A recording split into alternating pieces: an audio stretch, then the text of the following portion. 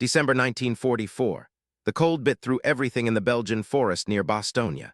Lieutenant Sarah Mitchell stood in the ammunition depot, her breath forming small clouds in the freezing air. She was 24 years old, tall and lean, with sharp blue eyes that missed nothing. Her uniform was pressed, her boots were polished, and her mind was sharper than any blade. But none of that mattered to the men around her. "You sure you can handle those crates, sweetheart?" Sergeant Tom Briggs called out from across the depot. He was a thick man with a red face and a permanent smirk. "They're awful heavy for a girl." Sarah didn't look up from her clipboard. She'd heard it all before, every single day since she'd been assigned to the artillery division 3 months ago. "I can manage, Sergeant," she said evenly. "Maybe you should stick to typing reports," Private Danny Walsh added, earning laughs from the other men. "Leave the real work to us." Sarah finished counting the shells and made a notation. These weren't ordinary artillery shells. Inside each one was something the Germans had never seen before, something that would change everything. But the men around her didn't care about her technical knowledge. They only saw a woman in a man's war. She'd grown up in a small town in Pennsylvania, the daughter of a physics professor and a schoolteacher. While other girls played with dolls, Sarah had helped her father with experiments in his home laboratory. She understood trajectories, explosive yields, and detonation sequences better than most men in the Army. That's why she'd been recruited for this special assignment. But understanding physics didn't make the other soldiers respect her. "Lieutenant Mitchell," a voice called out. She turned to see Captain James Harrison approaching. He was older, maybe 40, with gray at his temples and tired eyes. Unlike the others, he'd never mocked her. He'd simply ignored her, which somehow felt worse. "Yes, Captain. I need you to brief the gun crews on the new ammunition," he said. "We're expecting a German offensive any day now. Intelligence says they're massing tanks and troops just beyond our lines." "Yes, sir. When would you like me to?" "Make it quick," he interrupted. "And keep it simple. Some of these boys didn't finish high school." Sarah felt the familiar sting of dismissal but kept her face neutral. "Understood, sir." As Captain Harrison walked away, Sergeant Briggs sidled up to her. "New ammunition, huh? What's so special about it?" Sarah looked at him carefully. The proximity fuse was classified top secret. Only a handful of people knew how revolutionary it was. The fuse used a tiny radio transmitter that would detonate the shell when it came near a target, no direct hit needed. It would explode in the air above enemy troops and tanks, raining deadly shrapnel down on them. The Germans had nothing like it. "It's more accurate," she said simply. Briggs snorted. "Honey, I've been firing artillery since you were in pigtails. Accuracy comes from the gunner, not the shell." "This is different." "I'm sure it is," he said, his voice dripping with condescension. "But when the shooting starts, what matters is having steady hands and a strong back, not fancy college words." Sarah bit back her response. She'd learned that arguing only made things worse. Instead, she returned to her work, checking and rechecking the inventory. Each shell was precious. Each one had been transported across the Atlantic in secret, guarded more carefully than gold. That night, she sat alone in her tent, writing in her journal by candlelight. She'd kept a diary since she was 12, recording her thoughts and observations. It was the only place she could be completely honest. "They think I'm here to play secretary," she wrote. "They think the Army sent me to fill a quota or to look good in photographs. They don't know about my degree. They don't know about the 6 months I spent at Aberdeen proving ground, testing these fuses. They don't know that I understand the mathematics of death better than any of them." She paused, listening to the distant rumble of artillery. The front lines were only a few miles away. German and American forces had been locked in a brutal stalemate for weeks. "Tomorrow I brief the gun crews," she continued writing. "Tomorrow I try again to make them understand, not because I need their approval, but because their lives might depend on using these weapons correctly." The next morning came gray and bitter cold. Sarah gathered the artillery crews in a makeshift classroom, really just a large tent with benches and a chalkboard. 20 men filed in, their faces ranging from bored to openly hostile. Captain Harrison introduced her briefly. "Lieutenant Mitchell will explain the new ammunition. Pay attention. Dismissed when she's done." Then he left her alone with them. Sarah stood at the front, feeling their eyes on her. Some were merely curious. Others, like Sergeant Briggs, looked amused as if watching a child play dress-up. "Gentlemen," she began, her voice steady and clear, What I'm about to tell you is classified top secret. These new shells will give us a significant advantage over the enemy. How's that, Lieutenant? Someone called out. They got prettier paint. Laughter rippled through the tent. Sarah didn't smile. They explode in the air automatically when they detect a target below them. The laughter stopped. Now she had their attention. How? Sergeant Briggs asked, leaning forward. Each shell contains a miniature radio transmitter and receiver.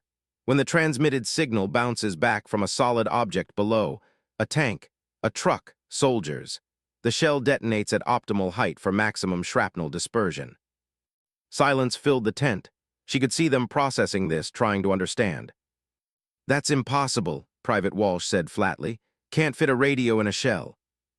It's not impossible, it's done. I've seen it work. You've seen it? Briggs's voice was skeptical. Where? At some safe testing range. At Aberdeen Proving Ground. I was part of the development team. More silence. Then Briggs laughed, a harsh, ugly sound. You helped develop a weapon? Sweetheart, I don't know what stories they told you, but... I have a master's degree in applied physics from MIT, Sarah said quietly. I specialized in electromagnetic theory and explosive dynamics. I spent 14 months working on this project before being assigned here to ensure proper deployment. The men stared at her, some with surprise, others with suspicion, and a few, like Briggs, with something that looked like anger. Well, isn't that something? Briggs said slowly. A lady scientist. Tell me, Lieutenant, have you ever been in actual combat, ever seen what happens when shells fall short and kill your own men, ever pulled a friend's body from a burning tank? No, Sarah admitted. Then with all due respect, ma'am, maybe you should let us soldiers worry about fighting the war. The tent erupted in agreement. Men nodded and muttered. Sarah felt the moment slipping away from her. These shells could save your lives, she said, raising her voice. But only if you use them correctly. The fuses are sensitive. They require. We've been firing artillery for years, Briggs interrupted. We don't need a college girl teaching us our jobs. Captain Harrison stuck his head back in the tent. Everything all right here? Just finishing up, sir, Sarah said, though they'd barely begun. Good, Briggs, get your crew to their guns. We've got reports of movement on the German side. The men filed out, leaving Sarah alone with her notes and her frustration. She'd failed to make them understand. And when the battle came, and it would come soon, she could feel it, they wouldn't be prepared. That afternoon, Sarah walked to the forward observation post. She needed to see the ground to understand the tactical situation. If she couldn't make the men listen to her words, maybe she could find another way to help. The observation post was a sandbagged position on a small hill, overlooking the snow-covered forest that stretched toward German lines. Lieutenant Peter Chen was on duty, a quiet officer from California who'd always been polite to her. Lieutenant Mitchell, he said, surprised, what brings you up here? Wanted to see the terrain. Understanding the battlefield helps with ammunition planning. Chen nodded slowly. He'd never dismissed her like the others, maybe because he'd faced his own prejudice, a Chinese-American in a mostly white army. It's quiet now, he said. Too quiet. The Germans are planning something big. How do you know? Radio intercepts, troop movements, and instinct. He handed her his binoculars. Look at that tree line about 1,000 yards out. Sarah looked. At first she saw nothing but snow and pine trees. Then she noticed tracks in the snow, lots of tracks. Tank treads, Chen said. They've been positioning armor all week. We estimate at least 2 panzer divisions, maybe more. Sarah's blood ran cold. 2 divisions meant hundreds of tanks, thousands of soldiers. The American forces here were spread thin, holding a quiet sector that everyone thought was safe. Have you reported this? Every day, command thinks we're being paranoid. Chen's voice was bitter. They don't believe the Germans would attack here in the middle of winter through this terrain. But Sarah knew better. She'd studied German tactics. She knew they were desperate, looking for any chance to break through Allied lines and reach the supply depots at Antwerp. When do you think they'll come? She asked. Chen looked at the darkening sky. Soon, maybe tonight, maybe tomorrow, but soon. Sarah handed back the binoculars. Her mind was already working through calculations. Shell trajectories, optimal detonation heights, how many rounds it would take to stop a panzer advance.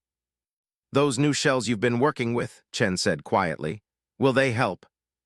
Yes, if the crews use them right. And if they don't listen to you because you're a woman. There was no mockery in his voice, just a blunt acknowledgement of reality. Sarah looked out at the forest. Somewhere out there in the gathering darkness, German soldiers were preparing to attack. Young men, just like the Americans, who would kill and be killed in the coming battle. Then a lot of good men are going to die, she said. That night, Sarah couldn't sleep.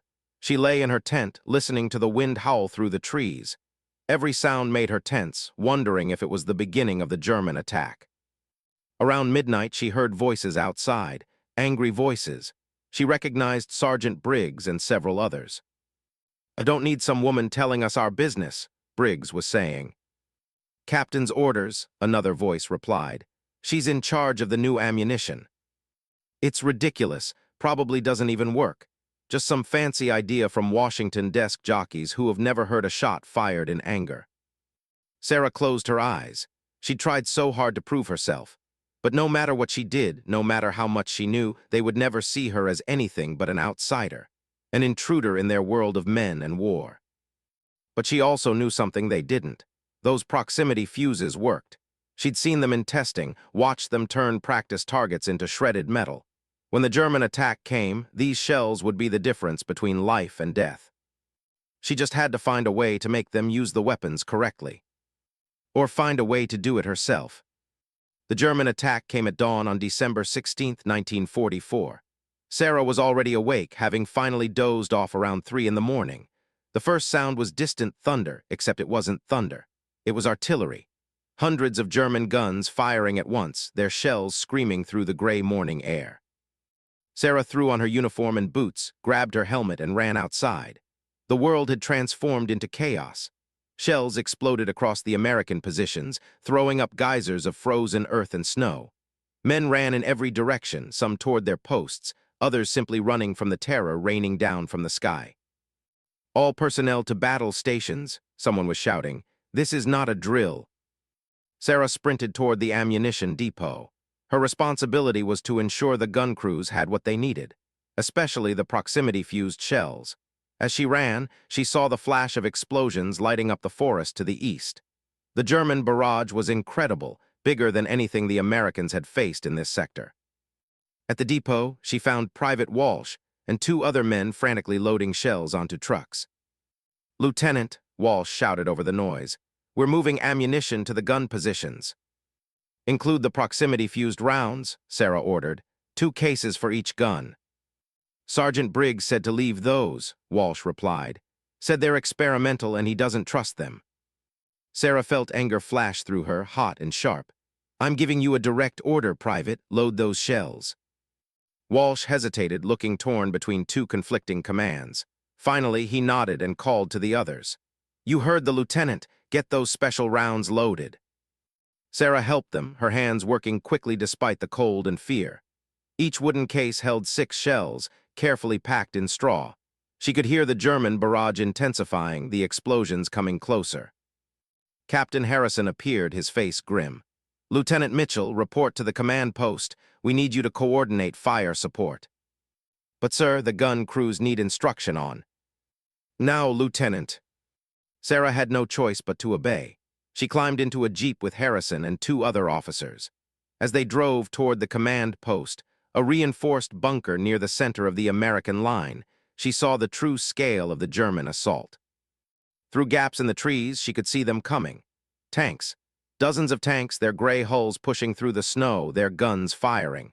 Behind them came trucks filled with German infantry. The forest itself seemed to be moving, a tide of field gray uniforms flowing toward the American positions.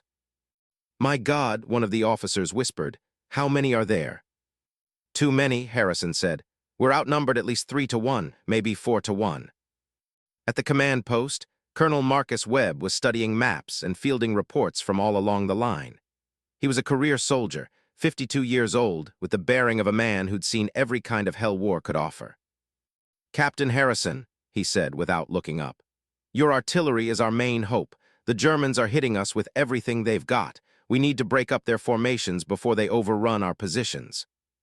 "Yes, sir, we're ready." "Good, and who's this?" "Lieutenant Sarah Mitchell, sir. She's our ordnance specialist." Webb finally looked up, his eyes taking her in with surprise. "You're the one who's been pestering me about those new shells." "Yes, sir, the VT fuses, the proximity fuses. They're highly effective against massed formations." "That's what Washington promised, but I've heard too many promises in this war, Lieutenant." His voice wasn't unkind, just tired. "Can they actually stop a panzer division?" Sarah met his eyes. "Sir, in testing, a single proximity-fused shell was more effective than 6 conventional shells.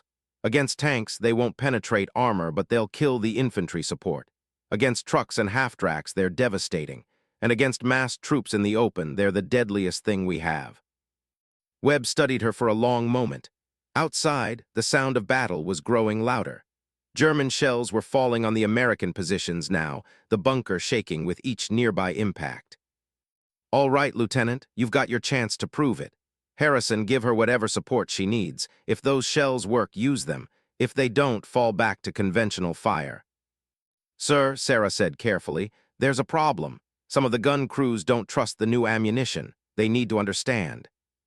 "Then make them understand," Webb interrupted. "I don't care how you do it. We're fighting for our lives here."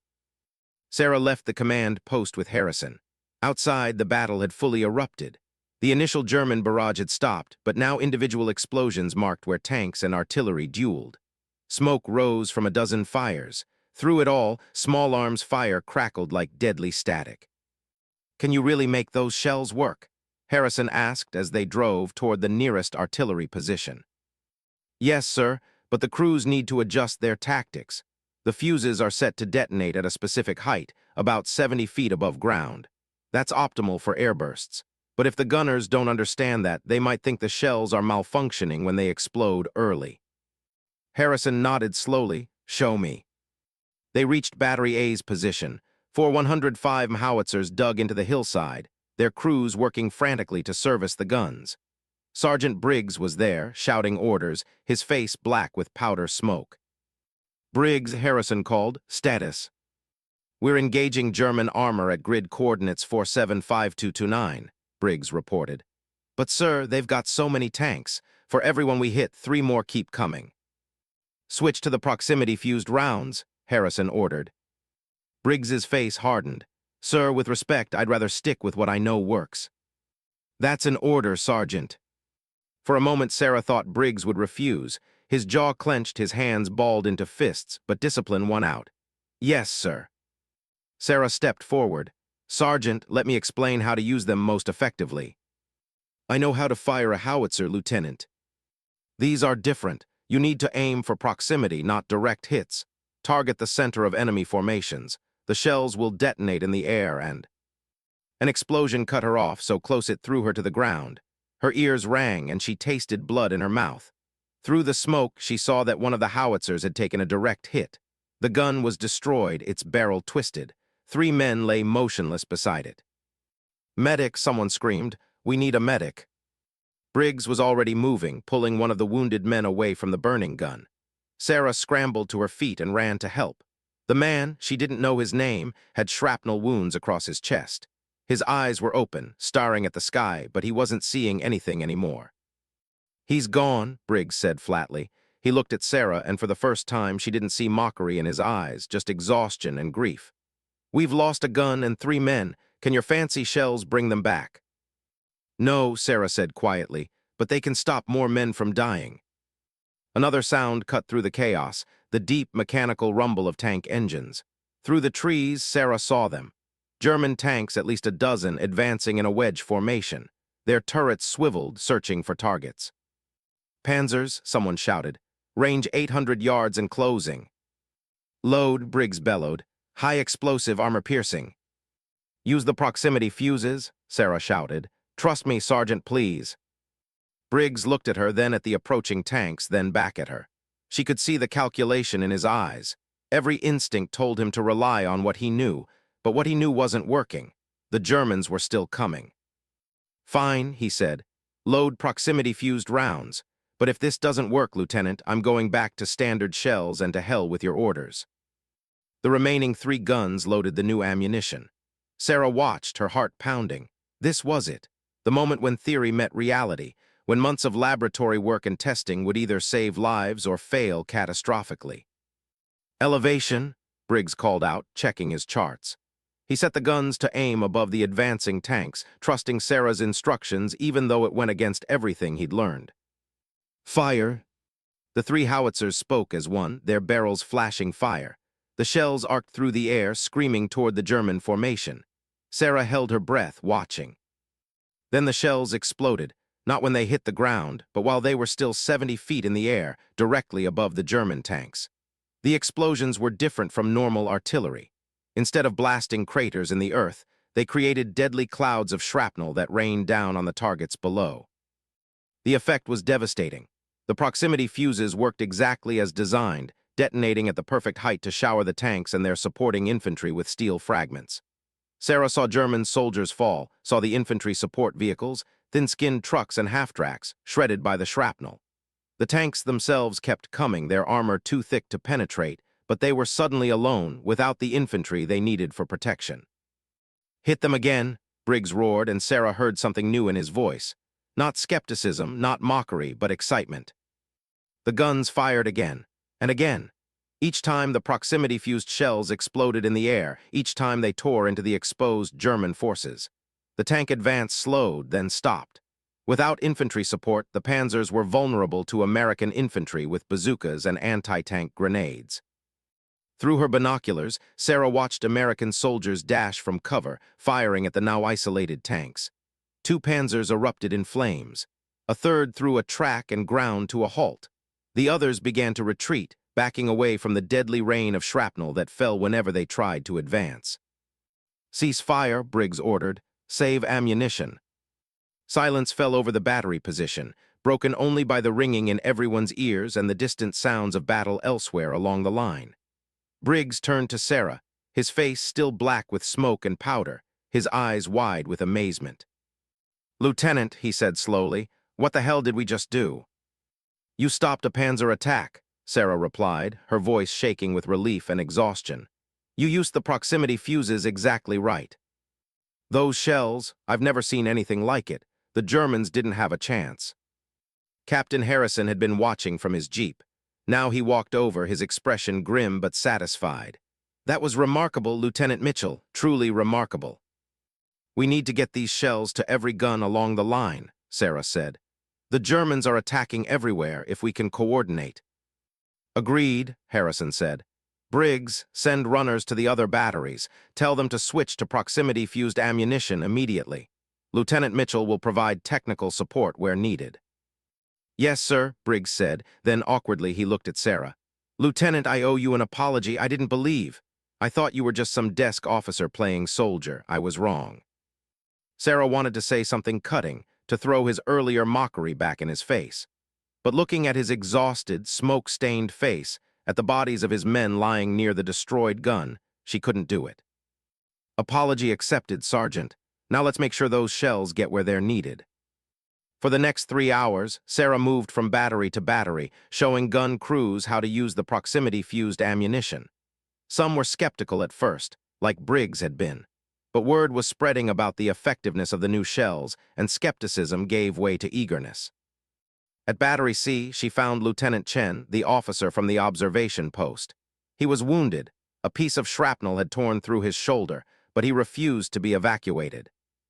"Can't leave my men," he said, his face pale with pain. "We're all that's standing between the Germans and the command post." "How many tanks have you seen?" Sarah asked.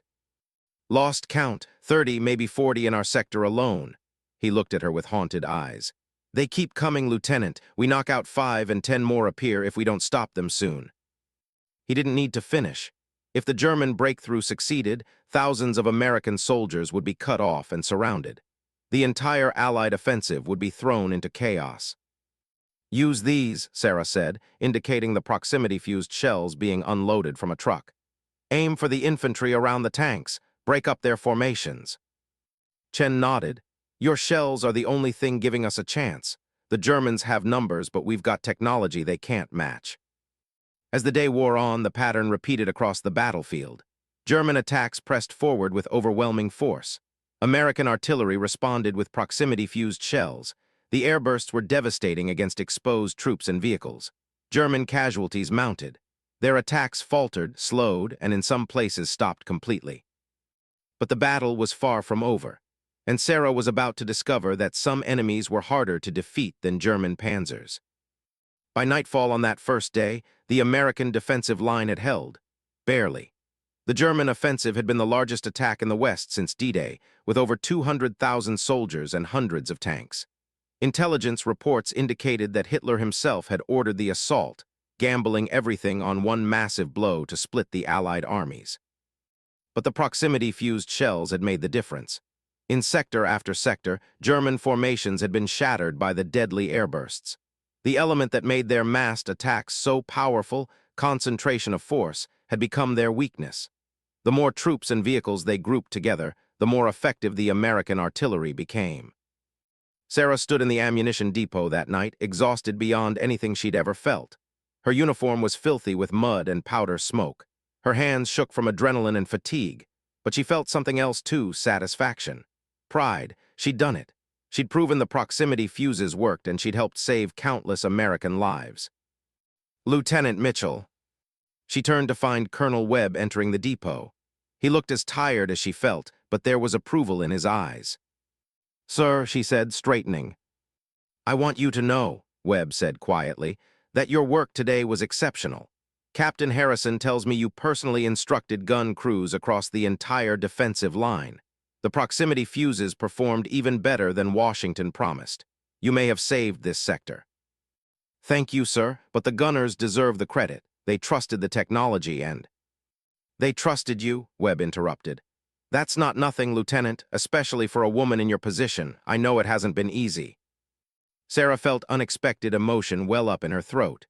After months of mockery and dismissal, this simple acknowledgement meant more than she could express. "I'm recommending you for a commendation," Webb continued. "And I'm promoting you to first lieutenant effective immediately. We need people like you, Mitchell, people who understand the new ways of war." After Webb left, Sarah allowed herself a moment of quiet triumph. She'd done it. She'd earned their respect through competence and courage. The battle was far from over, but at least now she was part of the team. If only it had lasted. 2 days later, Sarah was working in the depot when Sergeant Briggs found her. The change in him was remarkable. The mockery was gone, replaced by professional respect. He'd even started asking her opinion on tactical matters. "Lieutenant, we've got a problem," he said, his face troubled. "What is it?" "The proximity-fused shells. We're running low. At the rate we're expending ammunition, we'll be out in another day, maybe 2. Sarah's satisfaction evaporated. She'd known ammunition would be an issue. The proximity fuses were expensive and difficult to manufacture, but she hadn't expected to run out so quickly. "Have you requested resupply?" "Captain Harrison's been trying, but with the German offensive, supply lines are chaos. Everything's backed up, and there's something else." Briggs lowered his voice. "There's a rumor going around that someone in logistics is diverting shells to the black market." "What? That's insane. Who would?" "Don't know, but shells have been going missing, not just proximity fuses. Regular ammunition, too. Someone's making a fortune selling to the highest bidder." Sarah felt sick. While men died on the battlefield, someone was stealing the weapons they needed to survive. It was beyond comprehension. "Do we have any proof?" "Not yet, but I've been keeping count. The numbers don't add up. We requisitioned 200 proximity-fused rounds 3 days ago. Only 90 showed up." Sarah made a decision. "I'll investigate, quietly. We can't let this interfere with combat operations." That night, she began going through supply records. It was tedious work, comparing requisition forms with delivery receipts with inventory logs. But Sarah had always been good with numbers, and patterns began to emerge. Shells were indeed going missing, sometimes just a few from each shipment, sometimes entire truckloads. The thefts were cleverly disguised. Paperwork showed deliveries that never happened or claimed shells were damaged in transit or attributed losses to German artillery strikes. But one name kept appearing in the records: Lieutenant Marcus Ford, the logistics officer responsible for ammunition distribution. Ford was a career Army officer, 40 years old, who'd been stationed in Belgium for 6 months. He was well-liked, known for his efficiency. But as Sarah dug deeper, she found discrepancies in his reports. Shipments that he signed for but that never reached the front lines. Invoices that didn't match delivery records. She took her findings to Captain Harrison. "These are serious accusations, Lieutenant," Harrison said, reviewing her evidence. "If you're wrong, you could ruin a man's career." "And if I'm right, sir, he's been stealing weapons while men die for lack of ammunition." Harrison was silent for a long moment. "Ford's got friends in high places, connections back in Washington, if we accuse him without ironclad proof." "The proof is in the records, sir." "Records can be explained away. We need more." Harrison looked at her seriously. "Can you get it?" Sarah thought carefully. "Ford has an office in the main supply depot, if I could search it." "That would be illegal without proper authorization, and if he caught you—" Harrison shook his head. "It's too dangerous." "With respect, sir, men are dying. Every shell that Ford steals is a shell we can't use against the Germans." Finally, Harrison nodded. "All right, but be careful, and if you get caught, I'll deny I knew anything about it." Sarah waited until midnight. The supply depot was guarded, but she knew the duty schedule. She also knew that the guards were tired, focused more on watching for German infiltrators than for American officers moving around inside the perimeter. She made her way to Ford's office, her heart pounding. The door was locked, but she'd prepared for that. She had a set of spare keys that she'd borrowed from the administrative office. The third key worked. Inside, Ford's office was neat and organized. Too neat. Sarah had learned that guilty people often tried to appear beyond suspicion. She began searching, careful to leave everything exactly as she found it. In the bottom drawer of Ford's desk, hidden under a stack of blank forms, she found a ledger. A personal ledger, separate from official records. It detailed transactions, shells sold, money received, contacts in the black market network that was supplying criminals and even enemy forces with stolen American weapons. The amounts were staggering. Ford had stolen over $1 million worth of ammunition. The proximity-fused shells were especially valuable because they were so rare and effective. Sarah was photographing pages with a small camera when she heard voices outside. Men approaching. "Check the office, then we'll do the rest of the rounds." "Guards coming here." Sarah grabbed the ledger and looked for a way out. There was only one door and the guards were approaching it. A window, but it was small and would make noise if she opened it. No choice, she slid under Ford's desk, pulling the chair in to hide herself. The door opened, flashlight beams swept the room. "Looks fine," one guard said. "Cold in here, though. Ford always keeps it like an icebox." "Rich officers, they can afford to burn coal," the other replied. "Come on, let's finish the rounds. I'm freezing." They left. Sarah waited 5 minutes, then 10, to make sure they were gone. Finally, she emerged, her legs cramped and aching. She had the evidence. Now she just needed to get it to Colonel Webb. But when she left Ford's office, she found herself face to face with Lieutenant Ford himself. "Lieutenant Mitchell," he said pleasantly, "working late." He was a handsome man, tall and confident, with the easy smile of someone who'd never doubted his place in the world. But his eyes were cold as he looked at her. "Just checking inventory records, sir," Sarah said, trying to keep her voice steady. "We've had some discrepancies." "Have we? That's concerning." He glanced at the ledger she was holding. "Is that my personal ledger?" "I found it in your desk." "I see." Ford's smile didn't change, but something dangerous entered his voice. "You know, Lieutenant, I've heard you've been quite the hero these past few days. The wonder weapon and the woman who understood it. Very impressive." "Thank you, sir." "But heroes can have accidents, especially during wartime, especially when they go places they shouldn't and see things they shouldn't see." Sarah felt cold fear grip her. Ford wasn't just a thief, he was threatening her. "Colonel Webb is expecting me," she said, "if I don't report in." "You'll report that you found nothing," Ford interrupted. "You'll return my ledger and forget everything you saw, and in return I won't have to mention how I found you breaking into my office in the middle of the night, how you were acting suspiciously, how you might even be a German spy." "No one would believe that." "Wouldn't they? You're a woman in a man's job. You have access to secret weapons technology, and you've only been in theater for 3 months. When I accuse you of espionage, when my friends in Washington support my story, who do you think they'll believe? Me, a career officer from a respected family? Or you, a nobody from nowhere who should be home having bobbies instead of playing soldier. Sarah realized he was right. Ford had power and connections. She was a junior officer with no allies except a few soldiers who'd only recently stopped mocking her. "What do you want?" she asked quietly. "Give me the ledger, forget what you saw. And maybe, I'll make sure some of those proximity-fused shells actually reach the front lines." Sarah looked down at the ledger in her hands. Evidence of Ford's crimes. Evidence that could stop him from stealing more weapons that soldiers desperately needed. But if she tried to use it, Ford would destroy her. He had the power to brand her a spy, a traitor, a threat.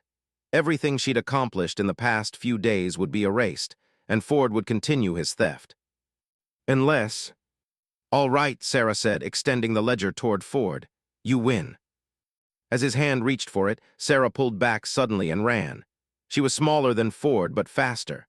She sprinted through the supply depot, dodging between stacks of crates and pallets. "Stop her," Ford shouted behind her. "That woman is a spy, stop her." Guards appeared, confused, not sure who to believe. Sarah kept running, the ledger clutched to her chest. She had to reach Colonel Webb, had to get this evidence to someone who could act on it. She burst out of the depot and into the night, the cold air burning her lungs. Behind her, she heard pursuit. Multiple men now, their boots pounding on the frozen ground. She ran toward the command post. If she could just reach Webb, if she could just deliver the evidence. Something hit her from behind, driving her to the ground. Strong hands grabbed her arms, pinning them. She tried to fight, but there were too many of them. "Got her, Lieutenant Ford," one of the guards said. Ford walked up slowly, breathing hard. He knelt down beside Sarah, his pleasant mask finally dropped to reveal the cruel, greedy man beneath. "You stupid girl," he said softly. "You could have walked away, now you're going to hang as a spy." He took the ledger from her hands. "Lock her in the stockade," Ford ordered. "I'll file charges in the morning." As the guards dragged her away, Sarah felt despair wash over her. She'd tried to do the right thing, and she'd failed. Everything was about to fall apart. The stockade was a reinforced concrete bunker originally built by the Germans and captured by the Americans. It was cold, damp, and dark, lit only by a single bare bulb that swung from the ceiling with each nearby artillery impact. Sarah sat on a wooden bench, shivering in her thin uniform, trying to think of a way out. She'd been arrested 6 hours ago. Since then, no one had come except a guard who'd brought her water and a piece of stale bread. No lawyer, no officer to explain the charges, no one. She understood Ford's strategy now. Keep her isolated while he built his case. By the time anyone questioned her, he'd have fabricated enough evidence to make his spy story stick. She'd be court-martialed, possibly executed. And Ford would continue stealing ammunition while men died for lack of weapons. The injustice of it burned in her chest. She'd worked so hard, proven herself so thoroughly, and one corrupt man could destroy everything in a single night. Footsteps outside, the heavy door swung open.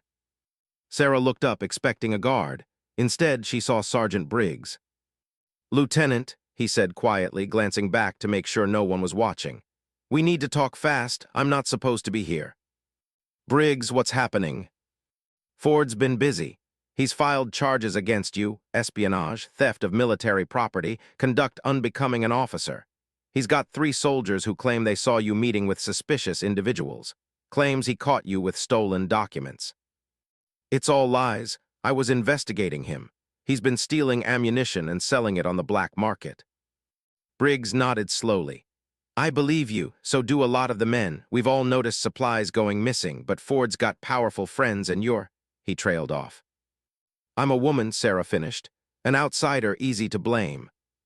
"Yes, and Lieutenant Mitchell, I'm ashamed to say that makes a difference. There are officers who think women don't belong in combat zones. Ford's giving them an excuse to agree with him."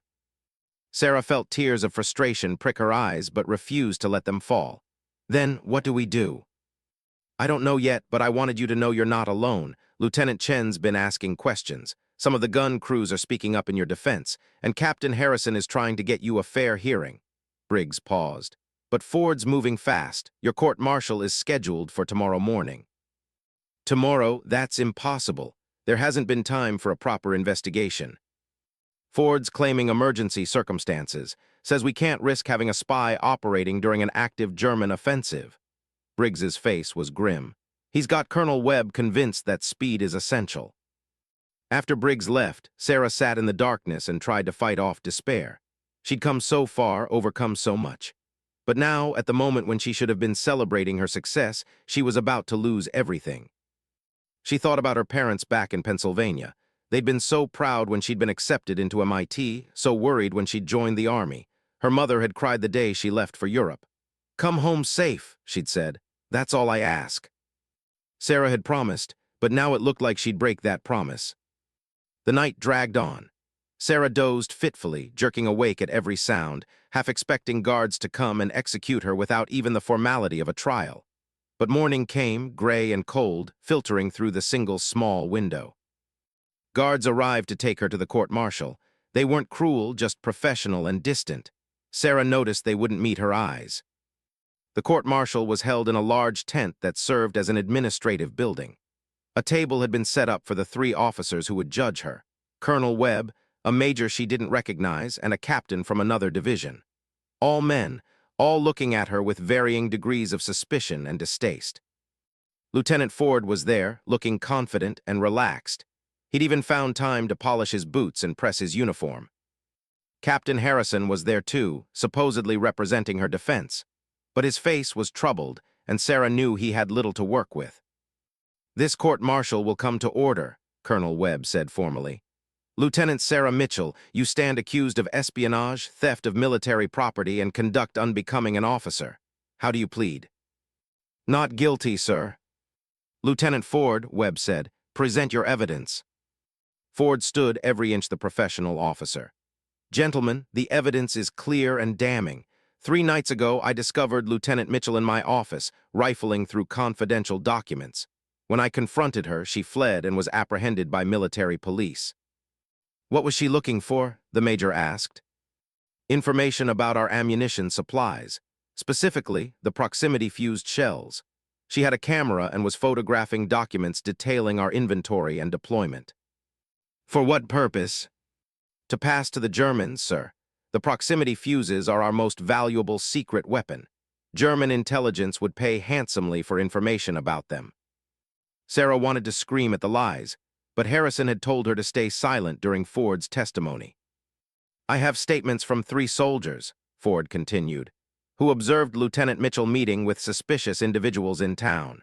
She claimed she was purchasing supplies, but the witnesses report that she seemed nervous and was passing envelopes, possibly containing photographs or documents." More lies. Sarah had never met with anyone suspicious, but she realized how clever Ford was. He was taking innocent actions. She had gone into town twice to buy toiletries and casting them in a sinister light. "Furthermore," Ford said, "when we searched her tent, we found this." He held up a small notebook. "It's written in code. Our intelligence officer is still working on decrypting it, but preliminary analysis suggests it contains military information." Sarah's blood ran cold. That was her personal journal where she'd recorded her thoughts and observations. Written in her own shorthand because it was faster, not in code at retry Claude can make mistakes. "Please double-check responses."